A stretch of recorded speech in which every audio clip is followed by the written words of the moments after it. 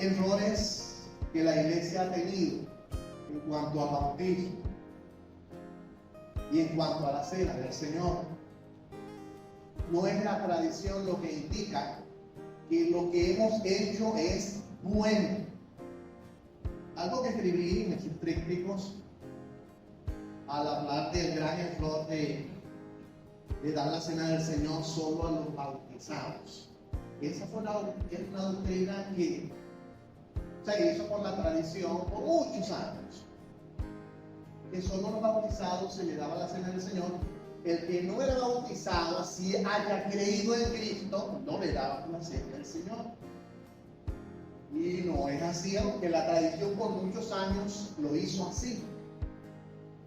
La cena del Señor, vemos que es para los creyentes.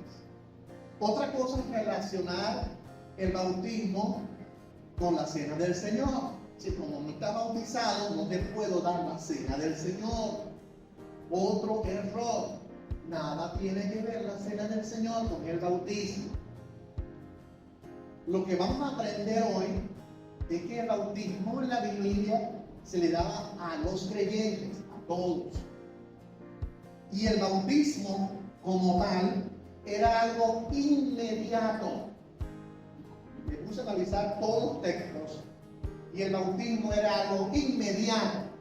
No hay en ningún texto de la Biblia que diga que después que creíste debes esperar un lapso de 6 meses, 1 año, 2 años para bautizarte. Les voy a demostrar, en sus trípticos está escrito que en todos los pasajes de la Biblia enseña que la persona creía e inmediatamente era bautizada. Pero algo que examinar es que cuando uno le pregunta a los creyentes, ¿te quieres bautizar? Vamos a anotarte en los bautizos. Vamos a anotarte para bautizarte. El creyente dice, todavía no. O la persona dice, todavía no estoy preparado. Porque aunque sean nuevos, o tengan tiempo en el Evangelio, la influencia de la tradición, la influencia de la religiosidad ha afectado la mente de los nuevos también. Y entonces la gente dice, no me quiero bautizar todavía, vamos a esperar. Como que quieren alcanzar un nivel de perfección para bautizarse. Y no es así. Por la Biblia vamos a aprender que las personas creían y eran bautizadas inmediatamente. Por lo tanto, no hay ninguna razón para que una persona que esté segura que creyó en Cristo diga, no me quiero bautizar ahorita, vamos a esperar más para que esté más preparado. Y tampoco lo indica el nivel de pecaminosidad, porque todos somos pecadores. Si vamos a esperar ser perfectos para bautizarme, ninguno de nosotros nos hubiésemos bautizado. Entonces, cuando hablamos de estos dos temas, que es lo que quiero compartir con esta mañana, tenemos que empezar por la Pascua. Valle de la Pascua, estamos en el Valle de la Pascua. Pero cuando hablamos de la Pascua, hablamos es de pasar de largo. Pasar, eso no significa Pascua. Voy, veo, paso de largo. Voy, veo, paso de largo. ¿Qué sucedía? La fiesta de la Pascua, tenemos que entenderla primero para ir a la cena del Señor en el Nuevo Testamento. La fiesta de la Pascua como tal, pasar por alto, viene de una fiesta judía.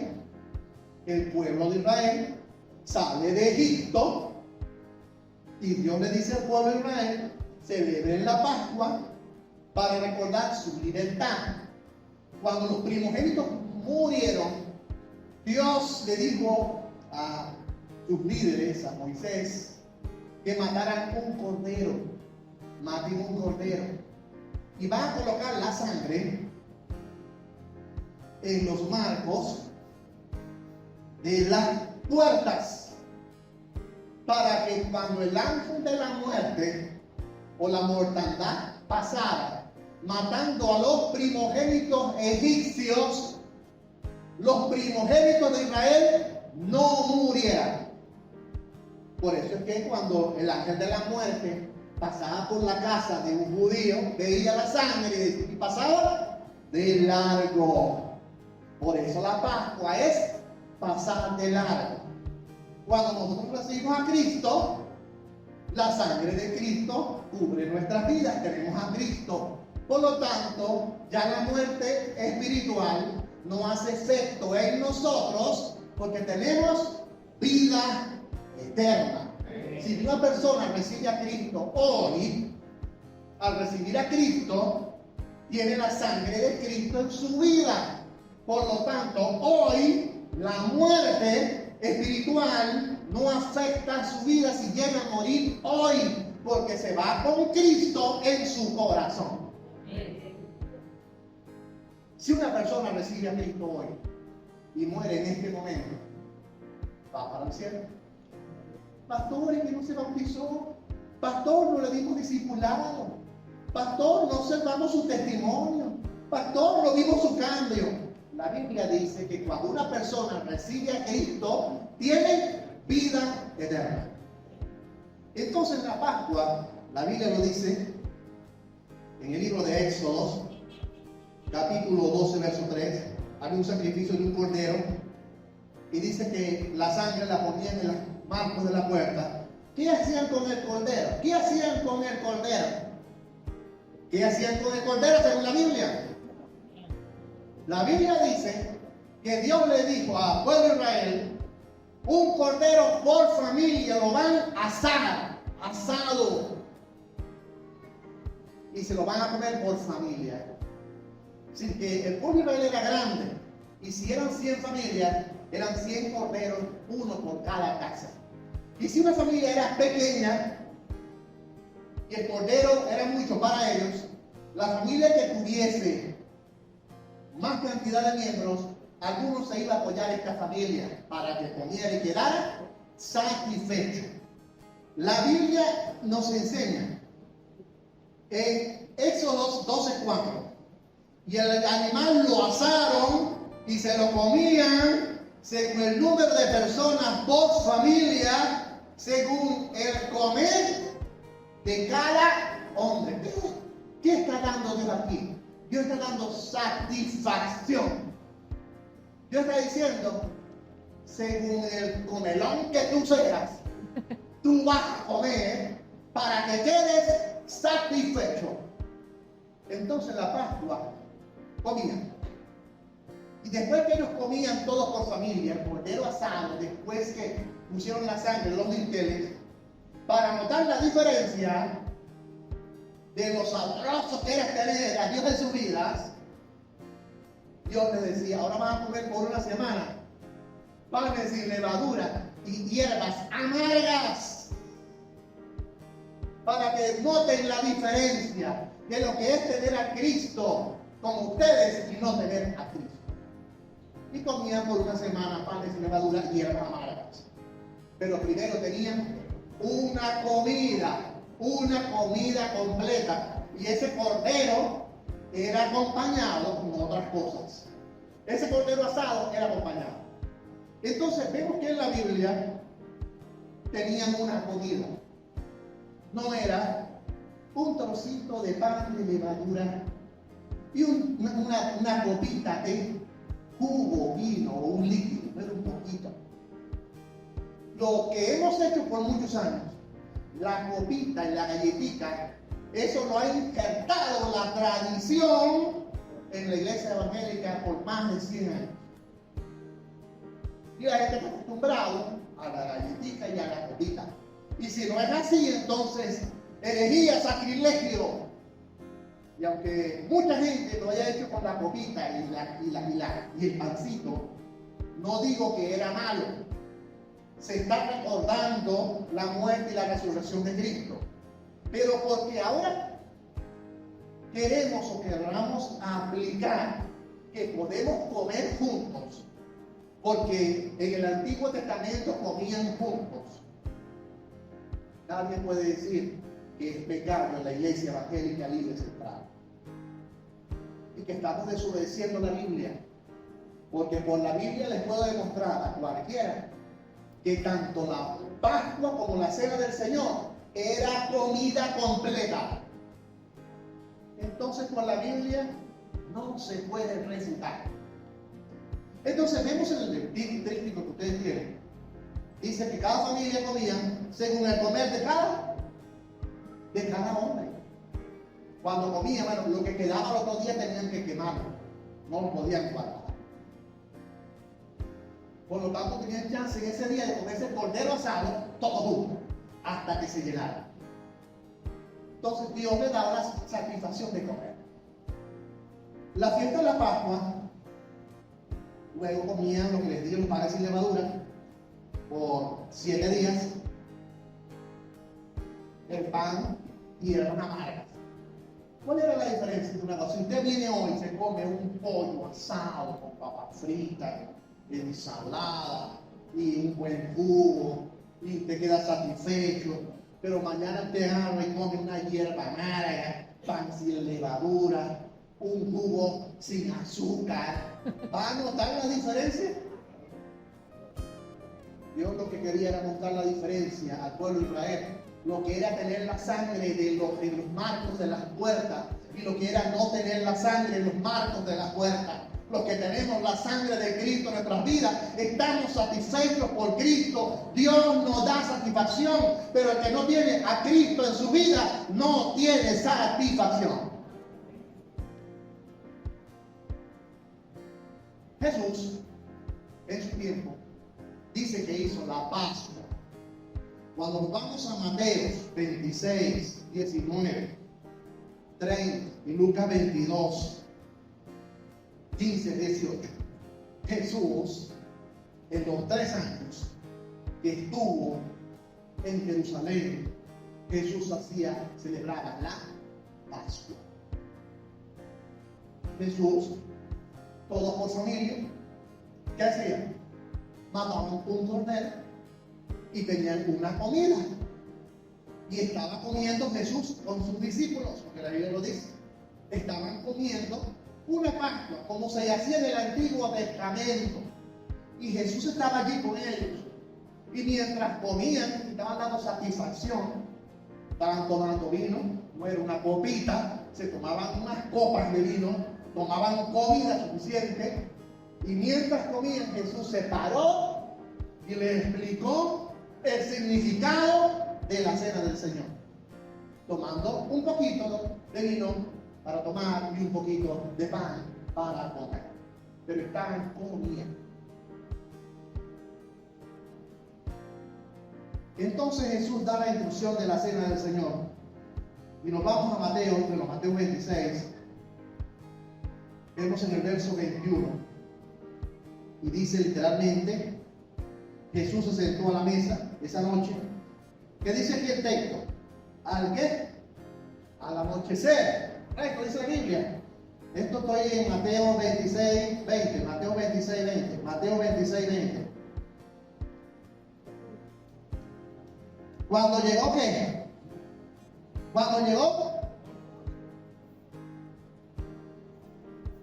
Si nos vamos al legalismo, nosotros hemos tomado la cena del Señor indebida por muchos años. Porque era una cena, número 1. Era de noche, número 2. Nosotros hemos hecho un almuerzo santo. Y lo hemos hecho al mediodía. Si vamos al legalismo, lo que hemos hecho ha estado mal entonces. Porque si vamos a lo literal bíblico, la Biblia enseña al llegar la noche, tenemos que hacer los puntos de cena del Señor de noche. Se sentó a la mesa con los 12 y dice el 21, empezando como dice el 21, empezando. ¿Cómo dice el 21? Me gozo. ¿Cómo dice? ¿Cómo dice? Y mientras,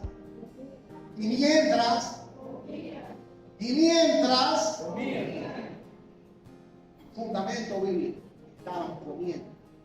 Nosotros podemos comer también.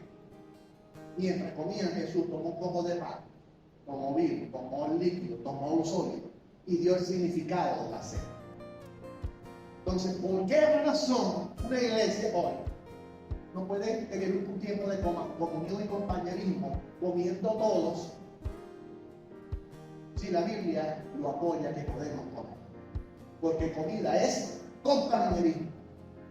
Quizás por la situación económica, quizás puede afectar el no hacerlo. Pero gracias a Dios, primeramente, y a ustedes, porque esto lo podemos hacer no es por el pastor es el menos. Esto lo podemos hacer es por ustedes. Porque ustedes son los que aportan para que hagamos. Gracias a Dios y gracias a ustedes. Pero mientras comían, dice, de cierto os digo que uno de vosotros me va a entregar. Jesús habló del que lo iba a entregar, que era Judas. Y todos estaban entristecidos de gran manera, dice el texto bíblico. Estaban todos tristes, pero vamos a saltar al versículo 26. Y vuelve a decirlo otra vez. ¿Cómo dice otra vez? Saben que cuando se da una repetición en los textos, afirman el principio seguro en la Biblia. Hay una repetición para que no se les olvide a los oyentes, a los que leen la Biblia, que estaban comiendo. Mientras comiendo. Entonces, es malo que podamos comer todos juntos y que ustedes pongan alimentos para comer. Mientras comían, se paró Jesús. Mientras ustedes coman, yo tomo pan, tomo bebida, tomo jugo, tomo vino y les explico la cena del Señor. Y después les digo, coman hasta que queden satisfechos, porque lo que comían era para quedar satisfechos, para mostrar la benevolencia y la bendición del Señor sobre nosotros cuando murió en la cruz del Calvario. Y dice, mientras comían, tomó Jesús el pan y lo bendijo y lo partió. Era un pan grande, un pan árabe, un pan como los árabes, un pan sin levadura. Otra cosa es, si vamos a comer pan con levadura en la cena del Señor, nosotros por muchos años también hemos fallado, porque el pan que nosotros comemos para la cena del Señor es pan con levadura. Dice, tomó el pan, lo partió y le dio un trocito a cada quien. Le dijo, tomad, comed, este es mi cuerpo. Y tomando la copa, y habiendo dado gracias, dio diciendo, beban todos de ellas. Beban todos de ellas. ¿Verdad? Dice que estaban, y todos tomaron de esa copa que le ganó. Entonces, esta fue la institución de la cena del Señor por Jesús. Cuando Jesús le explicó en fiesta de Pascua, le explicó a sus discípulos lo que era la cena del Señor.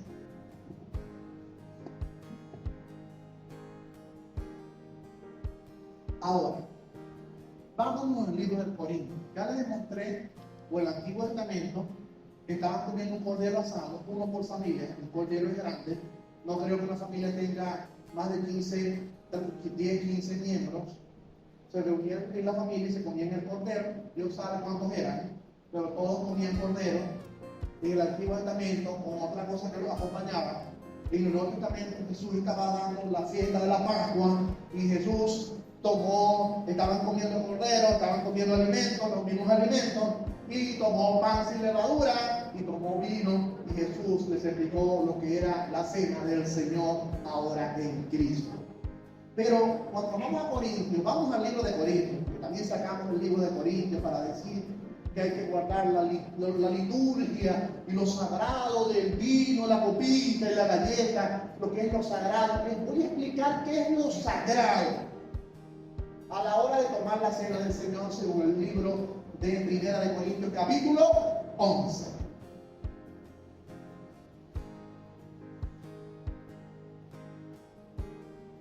Los corintios, en la celebración de la cena del Señor, tenían por costumbre tener una fiesta de amor, donde todos colaboraran con comida según la condición económica de cada uno. Hacemos mal en que cada uno colabore para que tengamos un almuerzo todos santos. En Corintios todos llegaban, todos aportaban, según la condición económica de cada quien. Y así mostraban compañerismo y servicio cristiano. El problema era que al llegar algunos tempranos se comían todo, mientras que los que llegaban tarde pasaban hambre, quedándose sin comer. ¿Qué pasaba en Corintio esto? Y al explicar el pasaje lo explica. Dice que al comer la cena, cada quien come su propia cena y otros se quedan sin comer porque llegaron después. Y viene Pablo y les dice: no tienen casa donde ustedes coman, lleguen a comer y dejar sin comer a los demás. Esto pasaba en la iglesia de los Corintios. En el versículo 17 al versículo 22, Pablo habla de una conducta que es incorrecta, una conducta que no era agradable a Dios al compartir la cena del Señor. En la iglesia de los Corintios dice el texto del 17 al 22 que había división entre los hermanos, o sea que es malo la división entre los hermanos al tomar la cena del Señor. Y dice que predominaba el egoísmo, porque yo llegaba, tomaba la comida. No, rápido, come rápido, antes que lleguen ellos. Come rápido, come, dale. Y el que llegaba después no comía. Eso se llamaba egoísmo. Entonces, el principio de la división y el egoísmo era lo malo al tomar la cena del Señor. No la liturgia. La iglesia, por religiosidad, conserva litúrgicamente con cuidadito la copita y con cuidadito el pan. Y cuando lo como, eso se llama idolatría, los elementos que estamos comiendo. Sea vino, sea jugo, sea pan sin levadura. ¿Qué es lo que quiere el texto? El texto Pablo lo escribió no para enseñarnos tanto liturgia, sino práctica dentro de la iglesia. ¿Qué práctica? Si del 17 al 22, permítanme buscar yo Corintios, si del 17 al 22 muestra la forma incorrecta, del 17 al 22 muestra la forma o el abuso, porque el texto dice abuso, y el abuso dice que había divisiones entre ustedes, me han chismeado por ahí, y en parte lo creo, decía Pablo, ahí haya disensiones, hay personas que al comer cada uno se adelanta a tomar su propia cena. Uno tiene hambre y el otro se emborracha, se embriaga.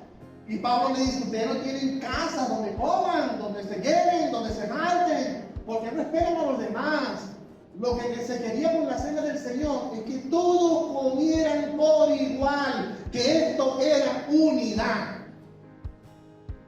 Pero entonces en esta parte hay un error en tomar la cena del Señor, porque lo importante era compartir el compañerismo. Todos coman por igual. No se adelanten a tomar su propia cena.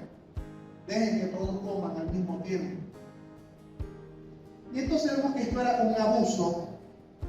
Y dice el texto que ellos con esto estaban menospreciando la iglesia de Dios y avergonzaban a los que no tienen nada. ¿Qué os diré? ¿Yo los alabaré con esto o no los alabaré? ¿Qué significa menospreciar la iglesia de Dios? Que cuando usted come algo, y usted se beneficia con algo, sea comida o sea cualquier cosa en la iglesia, y usted se satisface y usted toma todo para usted y perjudica a su hermano, entonces usted está menospreciando la iglesia de Dios, porque la Biblia dice que es todos por igual. Ahí predomina el egoísmo. Si hay una mesa de comida para que todos coman y se les dice a todos: pueden venir a comer, ¿cuál es la cultura humanista? ¿Cuál es la cultura de la carne humana? Todos comen a la mesa. cualquier reunión sucede así. En reuniones familiares, en reuniones sociales y empresas, en reuniones de la Junta Comunal, en la iglesia. Usted le dice, vengan, agarren a su gusto. Sale todo el mundo corriendo a agarrar comida. Y todos comen y agarran. Y uno trae una bolsita, ¿no? Una bolsita ahí. Para llevar también. Y cuando entonces vienen los que están atrás, llegan, no me quedó nada. No me quedó nada. No es la realidad de Corintios y no es la realidad que nosotros mismos podemos practicar en nuestra iglesia. Que hablamos del amor, pero somos egoístas. Porque queremos para mí y para mí. Y no nos importan los demás. Y entonces venimos a cargar con delicadeza la boquita y la galleta. No, es que nos agrada la liturgia. No, el pastor no lo está haciendo bien. No está tratando con delicadeza los elementos, la liturgia de los elementos. Dios no quiere liturgia de elementos. Dios lo que quiere es la igualdad en la iglesia. Entonces, Pablo habla del abuso de la cena del Señor. Después da la instrucción de la cena del Señor. Y enseña sobre la obra de Cristo como modelo de la cena del Señor. ¿Qué hizo Cristo? ¿Qué hizo el Señor Jesucristo? Yo recibí del Señor lo que también os he enseñado. Que el Señor Jesús, la noche que fue entregado, esa última noche cuando tomó la cena del Señor con sus discípulos, Jesús fue de ejemplo. Porque Jesús entregó su cuerpo en servicio de todos nosotros. No solo dio la cena del Señor como principio, sino que lo practicó. Esa noche que tomó la última cena, Jesús dijo, aquí está mi cuerpo, lo entrego por todos ustedes, sin pensar en mí, sin pensar en que quiero vivir. Él entregó el cuerpo por todos nosotros y lo azotaron y lo crucificaron. Es una entrega de servicio. ¿Qué es lo que hizo Cristo por nosotros? Entregó su cuerpo en servicio por cada uno de nosotros. Entonces dice el texto, y habiendo dado gracias, lo partió y dijo, tomad y comed, este es mi cuerpo que por vosotros es partido, haced esto en memoria de mí. Asimismo tomó también la copa después de haber cenado, diciendo, esta copa es el nuevo pacto en mi sangre, haced esto todas las veces que bebiere en memoria de mí.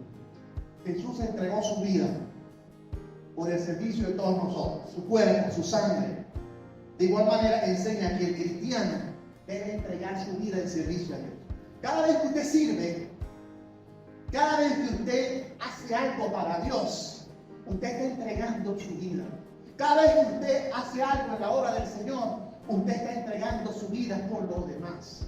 Jesús dice, hagan esto también ustedes. No es que van a buscar una cruz y le van a decir a los hermanos, clávenle ahí unos clavos en las manos y en los pies, crucifíquenme como Jesús. No, cuando Jesús dice, hagan esto ustedes también, está diciendo la entrega de servicio, porque el texto habla de la entrega de servicio y humildad de Jesús por nosotros. Nosotros debemos tener entrega de humildad y servicio por los hermanos, unos a otros.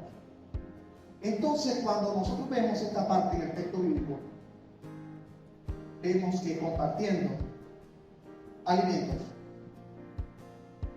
en el nombre del Señor, mostramos lo que Dios hizo por nosotros, con su muerte hasta que cuando decimos, esta galletita simboliza el cuerpo de Cristo, y este vino o jugo simboliza el cuerpo de Cristo, estamos diciendo que ese simbolismo de entrega y servicio lo hago yo también, y usted también, lo hacemos todos.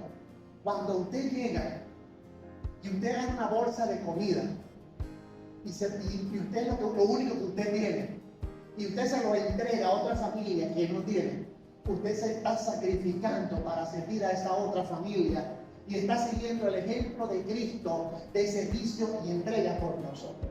Cada vez que usted se desprende de lo suyo por darle a otro, usted está mostrando un sacrificio de servicio y entrega por los demás. Recuerde, no se da a los demás de lo que a usted le sobra. Dé a los demás de lo que usted no tiene, para que vea que de esa forma usted sirve a Dios. Ay, yo voy a servir, voy a decirle que si me sobra, yo voy a dar. Una vez esto, tengo que pagar esto, pago esto, voy a pagar esto. No puedo colaborar porque no me queda. Cuando usted da todo lo que tiene, cuando usted se desprende y sirve a otro, Dios lo va a bendecir. Ese es el principio escritural. Jesús no dijo, no, me curará mi cuerpo. Jesús no dijo, no, vamos a esperar a sane. No, vamos a esperar disfrutar la vida. No, vamos a esperar 33 años, estoy muy joven, vamos a esperar que llegue a 80. Cuando llegue a 80, ahí sí me crucifican. Jesús dio su vida siendo joven todavía, por amor a nosotros. Entonces vemos esta verdad en el texto bíblico. Y dice el texto en el 27 en adelante, ¿qué es lo indigno? Lo indigno. ¿Qué significa lo indigno de comer la cena del Señor? ¿Qué es lo indigno?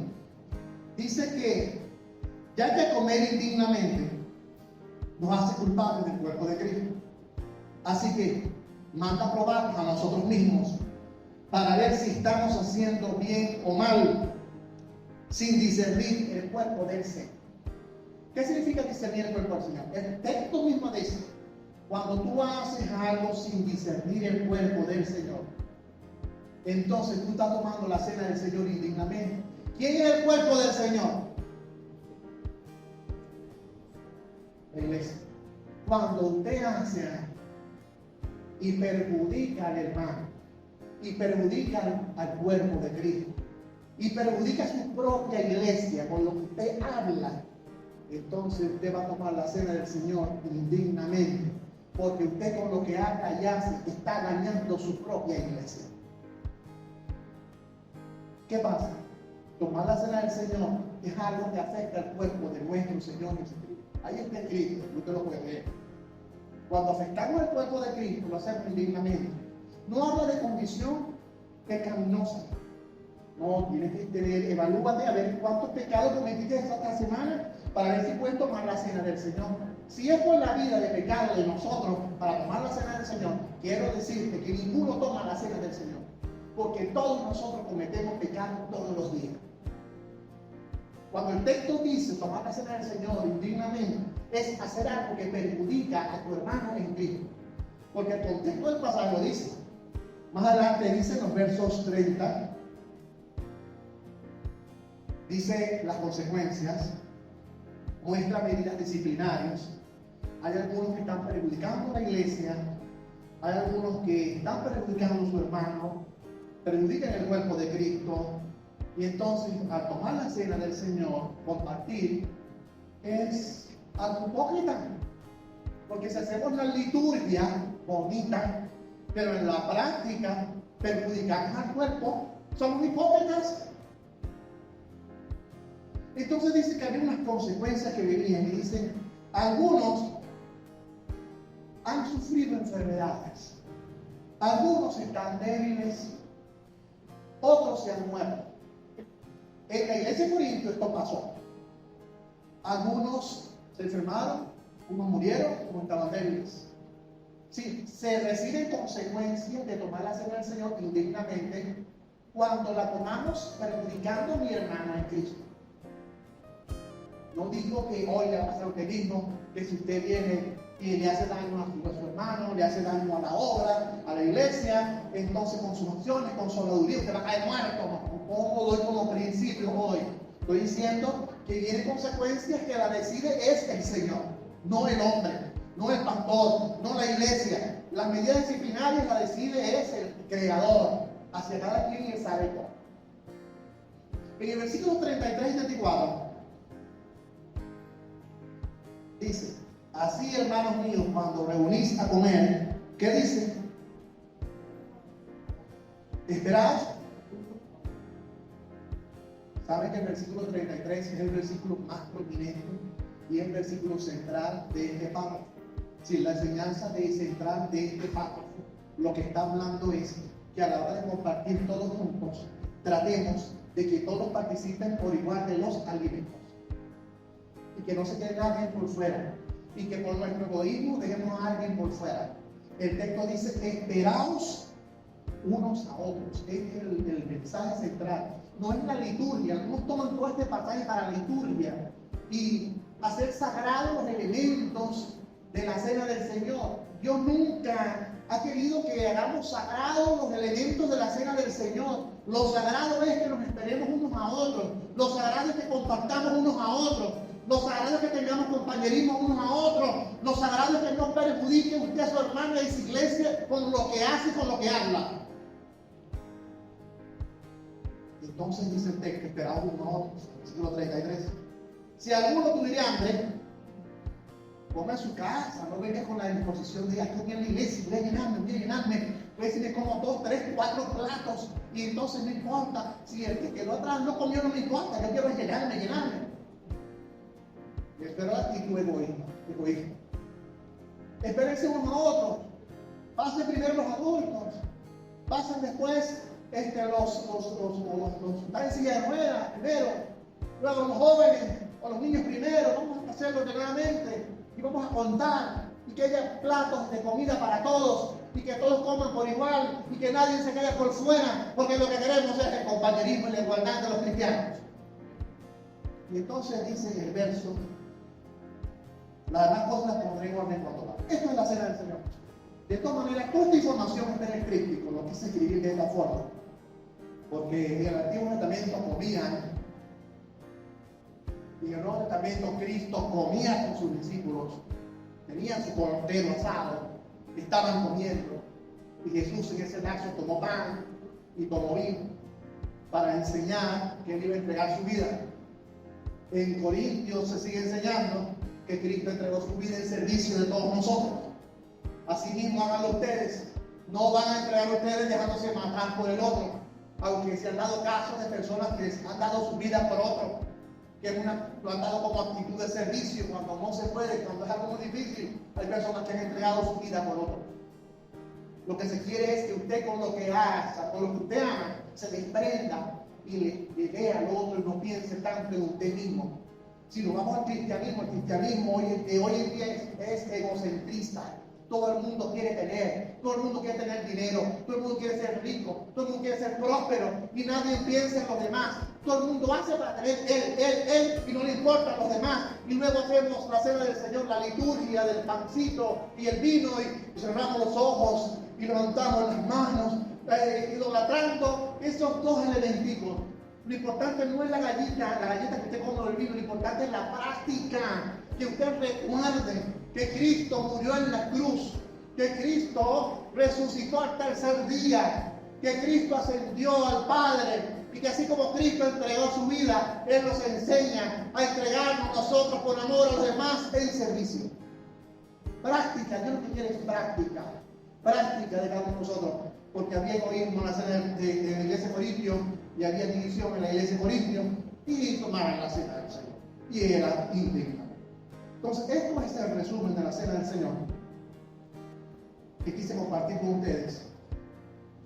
No es tanto la forma ceremonial, es el verdadero sentido práctico de la cena del Señor, lo importante.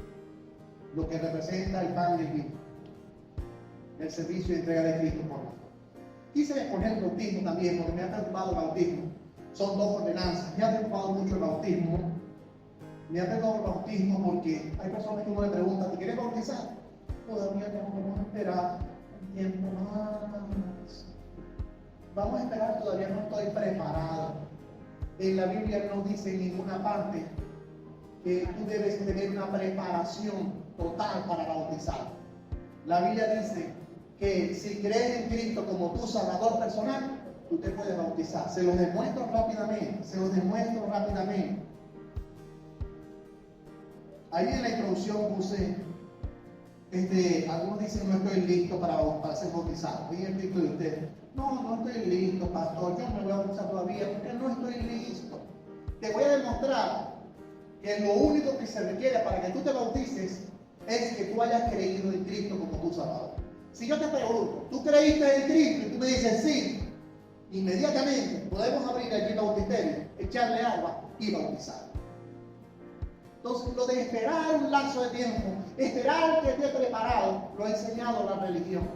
La religión, vamos a decirlo el enemigo, vamos a decirlo Satanás, le ha robado la bendición a las personas en que pasa tiempo y no se bautizan. Porque en la Biblia dice que el requisito para bautizarse es creer. Y todos los textos de la Biblia cuando se aplicaron era: ¿creíste? Ven. ¿Creíste? Ven. ¿Creíste? Ven. Nos bautizaban inmediatamente. No hay ningún texto, usted lo consigue en el diseño, donde diga: no, él creyó, pero hay que esperar 6 meses para bautizarlo. Hay que esperar darle un discipulado y hay que esperar que la directiva lo observe para ver si está dando frutos. Y hay que esperar a ver si el pastor visitándolo a su casa ve cómo vive. Y después de todo eso, hacemos una reunión de iglesia y todos van a ver si están de acuerdo para bautizar al fulano. Si todos levantan su mano, lo bautizamos. Y si no levantan su mano, no lo bautizamos todavía. Esto era una religiosidad. Eso era un tradicionalismo. Eso era un legalismo, un reglamento humano que le privó a los creyentes la bendición de ser bautizados inmediatamente después de creer en Cristo como su Salvador personal. Ay, pastor, usted trata de unas cosas heréticas porque manda a bautizar a la gente al otro día. No los mando a bautizar al otro día, es que la Biblia así lo enseña. ¿Qué dice Romanos, el capítulo 6, versos 3 al 7? Dice: ¿no sabéis que todos los que hemos sido bautizados en Cristo Jesús hemos sido bautizados en su muerte? ¿Cuántos han sido bautizados aquí? Levanten la mano. Los que han sido bautizados. Okay. Los que han sido bautizados en su muerte. O sea, usted es participante de la muerte de nuestro Señor Jesucristo porque se es bautizado. Y porque somos sepultados juntamente con Él. Cuando usted se bautiza, usted muere, usted lo dice: muero para el mundo. Así nos ha enseñado. Diga, muero para el mundo. Y arriba está: muero para el mundo y vivo para Cristo en su plus. No. Cuando usted es sepultado en el agua, usted está participando de la sepultura de Cristo los días que estuvo muerto. Los días que Jesús estuvo muerto, usted participa de esa sepultura con Cristo. Es un ciclo. Pero cuando usted es pastor o el líder o el hermano que lo bautiza lo saca, usted entonces resucita. ¿Qué significa el bautismo en el Evangelio? En que usted muere, en que usted es sepultado con Cristo y en que usted resucita para vida eterna. Es un simbolismo el bautismo. Pero usted es salvo el día que usted creyó. ¿Qué es lo más importante? ¿El que usted creyó o el que usted se bautizó? ¿El que usted creyó? El bautismo es un simbolismo, un testimonio público. Y la Biblia manda hacerlo inmediatamente. Si usted está seguro que recibió a Cristo en su corazón, y usted dice: sí, yo recibí a Cristo, estoy seguro. Yo no puedo decirle a usted: no, esto es mentira, no puedo. Usted se va a bautizar, yo lo bautizo en el nombre del Padre, del Hijo y del Espíritu Santo. Y muere, se sepulta y resucita con Cristo. Es participante de lo que Cristo hizo por usted. Vean, cuando nosotros vemos este pasaje, ya les expliqué lo que habla y está escrito. Los creyentes están unidos a Cristo en su muerte y resurrección, y los cristianos están unidos a Cristo en su resurrección. Ahí está en el triste con la explicación de la parte de la enseñanza. Pero les voy a mostrar que en Hechos hay un pasaje, 2 pasajes, 3 pasajes, 4 pasajes que aparecen solo en Hechos, donde no dice que esperaron un lapso de tiempo para bautizar. Amigos que no te quieren bautizar, le dicen todavía no. A veces la persona que no la creyente dice todavía no. Es por la información que circula en tantas iglesias donde le dicen a la gente: tienes que esperar 1 año, tienes que darte discipulado, tienes que ver si en verdad creíste. Tienes que evaluarte la directiva de la iglesia, tienes que evaluarte toda la iglesia para bautizarte después. No dice eso la Biblia. Eso no lo dice la Biblia. ¿Qué dice la Biblia? En Marcos dice que Juan el Bautista bautizó mucha gente. ¿Ustedes conocieron a Juan el Bautista? Conoce por la Biblia, ¿no? No en persona. ¿Qué hacía Juan el Bautista? Juan el Bautista le hacía unas tremendas colas. Y Juan el Bautista venían a él y eran bautizados por él en el río Jordán, confesando sus pecados, arrepentimiento, y aconteció que vino Jesús.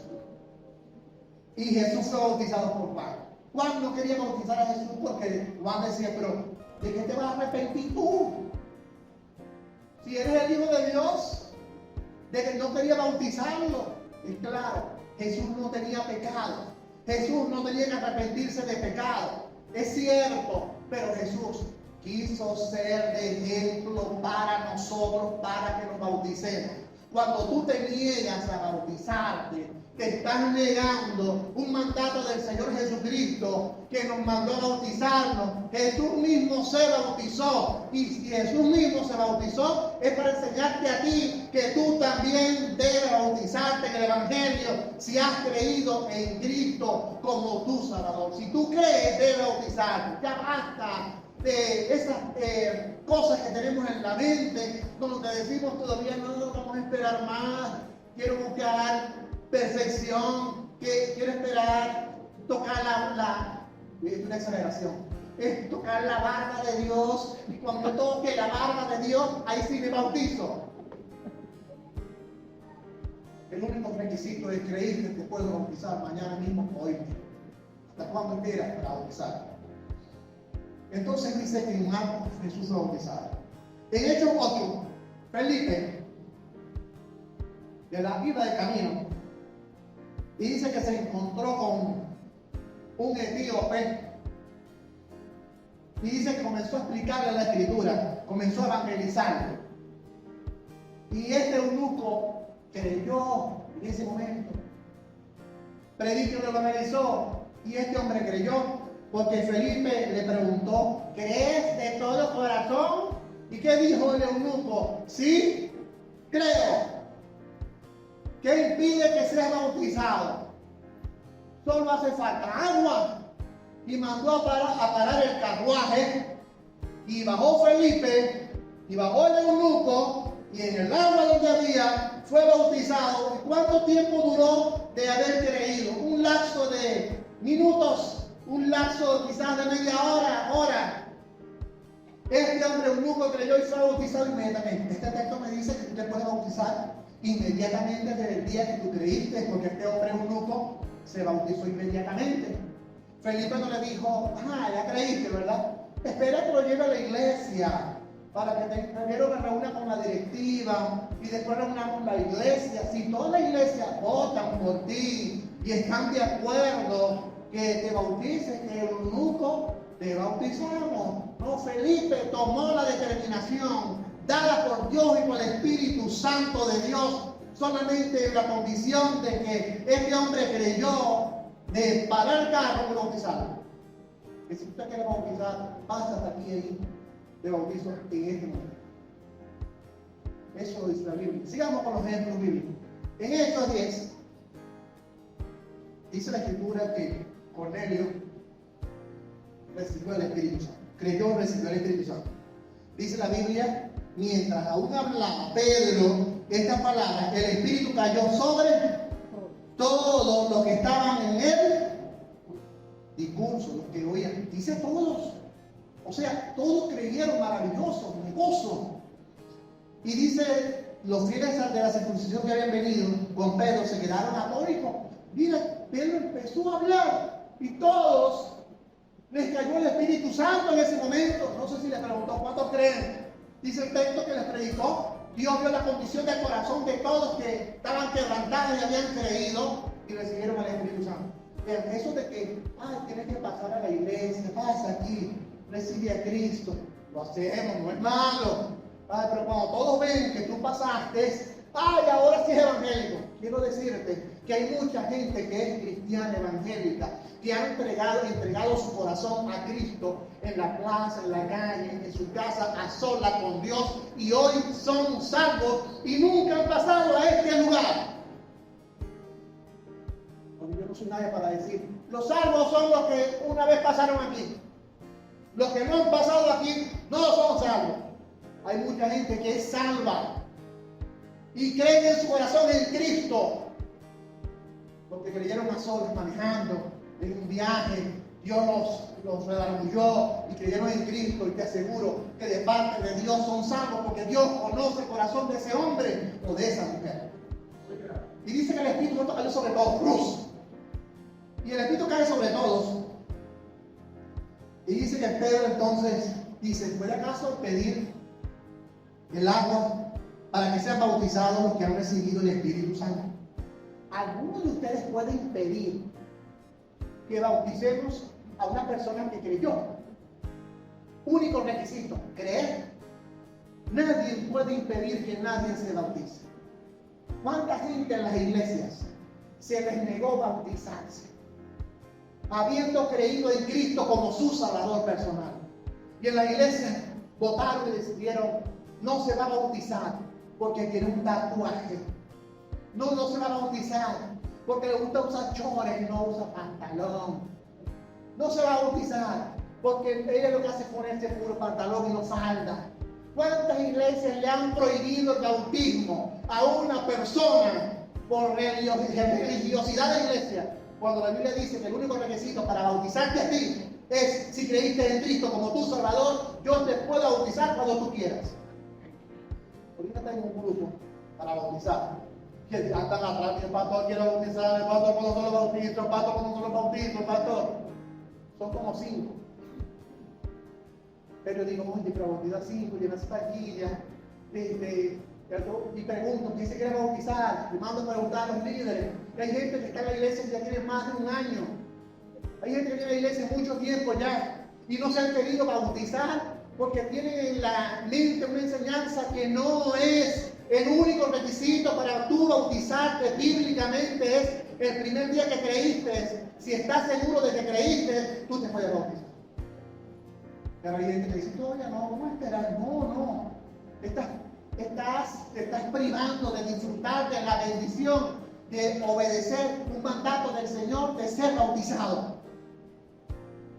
Entonces vemos que toda la gente se bautizó. Leemos en Hechos 16 que Pablo y Silas estaban encarcelados. Y Pablo y Silas cantaron himnos, se abrió la celda y quedaron libres. El carcelero, al ver que no había nadie preso, pensó que se habían escapado y sacó la espada al carcelero y se iba a matar. Y dice que Pablo le dijo, un momento, no te quites la vida, aquí estamos todavía. Y dice la Biblia que Pablo y Silas le predicaron al carcelero.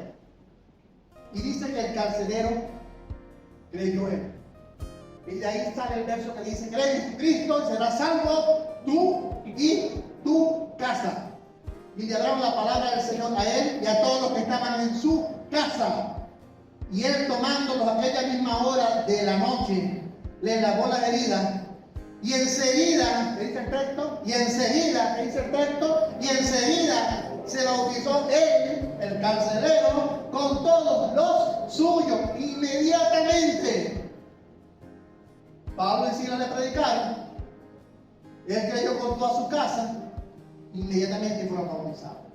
Si la Biblia nos muestra en todos los textos que inmediatamente eran bautizados en la Biblia, ¿por qué entonces tú dices, voy a esperar? ¿Por qué tú dices, vamos a dar un chancecito más? Te digo, no estás obedeciendo la Biblia, porque la Biblia dice inmediatamente. Otro texto, Mateo 28, 19 y 20 dice, por tanto vayan y hagan discípulos. ¿Cómo se hace un discípulo? ¿Cómo se hace un discípulo? Cristo te ama. Él murió por ti. Él resucitó para darte vida eterna. ¿Tú crees esto? Sí. ¿Quieres recibir a Cristo? Sí. Vayan y hagan discípulos. Ya eres un discípulo. Porque creíste. Ya eres un discípulo. Recibiste a Cristo. Ya eres un discípulo. ¿Cuál es el siguiente paso que dice el texto que nos dio el mismo Señor Jesucristo? Vayan y hagan discípulos. Después dice, bautizándolos en el nombre del Padre, en el nombre del Hijo y en el nombre del Espíritu Santo. Segundo paso. Algunos dicen, no, hay que discipularlo, pastor. Aquí no discipulamos a nadie hasta que no le hayamos enseñado la Biblia de memoria como la mitad. La Biblia dice, ya eres discípulo, recibiste a Cristo después de bautizado. Después que eres bautizado, es que viene el discipulado. ¿Qué dice después? Enseñen a los nuevos discípulos a obedecer todos los mandatos que se les ha dado.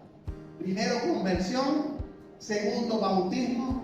Tercero, discipulado.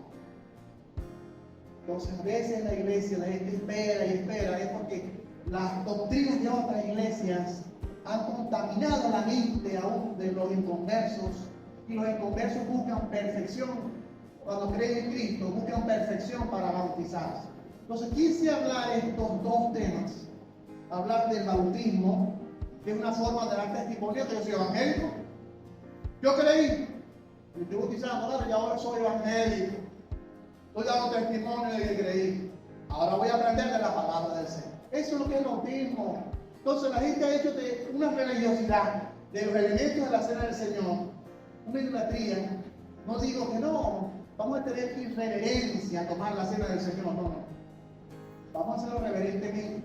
Una de las razones por las cuales no lo vamos a hacer afuera, porque uno es un proceso de crecimiento espiritual donde uno va aprendiendo con las experiencias de la vida. Yo después evalué y dije, cuando salimos afuera, eso es un desorden y un alboroto, cada quien ahí busca su comida.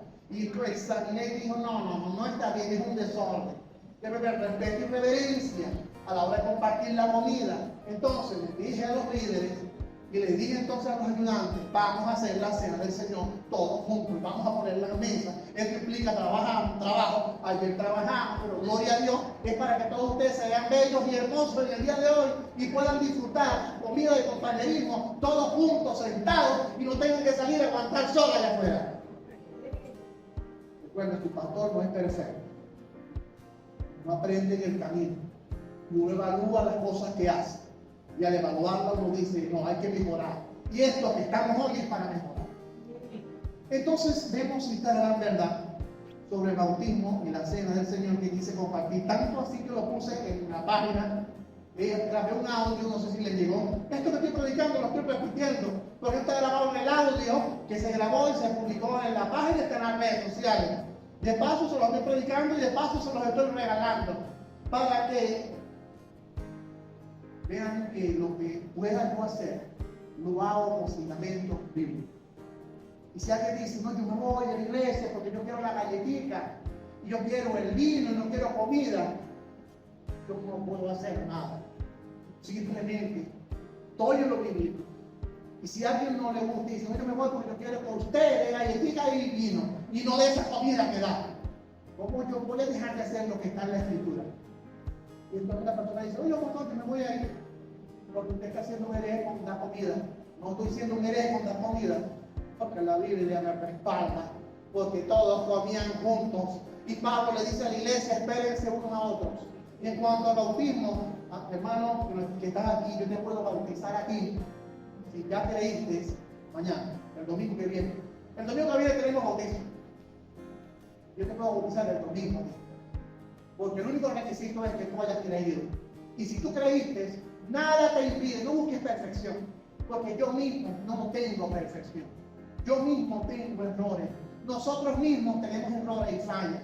No busquemos perfección. Si los bautizados tenemos fallas y errores, ¿por qué tú que no eres bautizado esperas perfección? Si nosotros mismos somos como trapos de inmundicia. Nosotros mismos somos pecadores. Somos salvos por la gracia de Dios, por la misericordia de Dios. Por eso es que somos salvos. Siempre yo he dicho, yo soy pastor y Dios me respalda en mi pastorado y me va a seguir respaldando hasta que Cristo venga. Es por la misericordia de Dios, no porque yo soy hermoso, porque sé mucho, porque el que menos sabe soy yo. Así que, amados hermanos, esto era mi disertación de hoy. La cena del Señor es comunión, que todos comamos por igual, que todos tengamos compañerismo, que no tengamos egoísmo y división. Y el bautismo es dar testimonio que recibí a Cristo para vivir para Cristo en la vida. Así que tienen este folleto, lo pueden estudiar con mucha calma en sus casas. Por ahí hay más, sacamos 150 folletos para regalar. Si usted quiere llevar folletos, dígale a las mujeres que le regalen también. Que Dios los bendiga.